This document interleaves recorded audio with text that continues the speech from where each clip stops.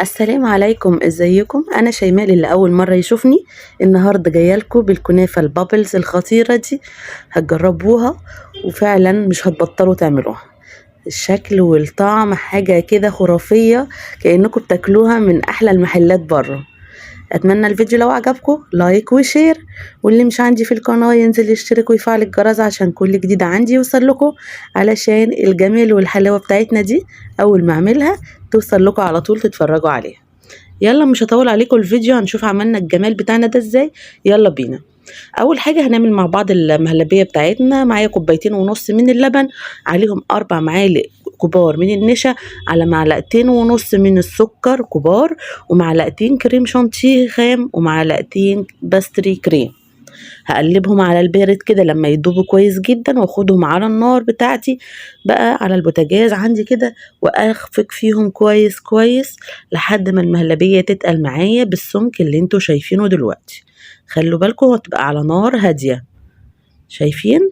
هنا بقى جبت معايا شوكليت شيبس شوية كده، حوالي 3 معالق كبار، خدت عليهم نص الكمية بتاعة المهلبية، وخلاص ركنتهم على جنب، وتغطي الوش علشان ما ينشفش منك. معايا بقى الكنافه مطلعاها من الفريزر، انا بحب اجيبها واحطها في الفريزر، اطلعها افركها كده على طول. هتجيبيها انت صبحه، هتقومي حطاها في الكبه بتاعتك، تضربيها كده ضربتين وخلاص.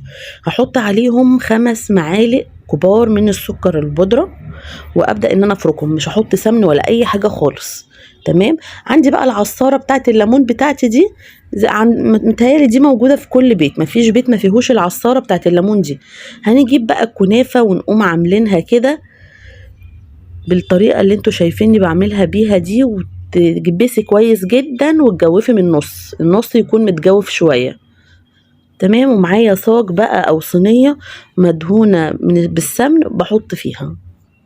خلي بالك هي مش هتحتاج اي حاجه الكنافه، بس لما تعمليها بالسكر كده سيبيها شويه في بوله او في الصينيه زي ما هي كده، وافضلي فروكي بيها، هتلاقيها ندت كده شويه، يعني طريت شويه. هتبقى سهله جدا في التكبيس معاكي، زي ما انت شايفاها كده بتطلع معايا بكل سهوله.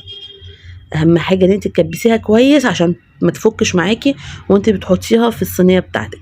هجيب بقى سمنه بتاعتي سيحتها، هنحط كده السمن بتاعنا بقى على الوش، ونقوم ندخلها في الفرن في الوسط لحد ما نلاقي كده الاحرف بتاعتنا اتحمرت وادت اللون الاصفر ده. تمام كده، يبقى خلاص جهزت. هنحط لها الشربات انا عامله لكم فيديو قصير هنرجع له، وهو عباره عن 4 كوبايات من السكر، على 3 ميه، على معلقتين كبار من عسل الجلوكوز، على عصير ليمونه. بعد ما يغلي نحط عصير ليمونه، وكمان نحط كيسين من الفانيليا او كيس فانيليا.